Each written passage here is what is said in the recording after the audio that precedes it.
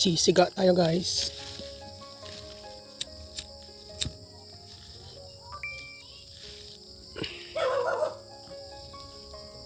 Late na, nakalimutan kong sindihan kanina.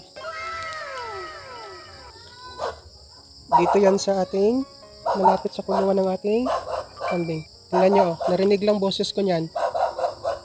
Bumangon. Ay ha, kaya naman. Nakahiga na yan kanina, tingnan nyo. Oh. Isa pa oh.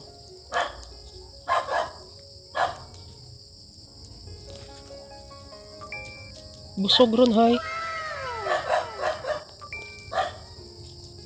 Hinaman eh.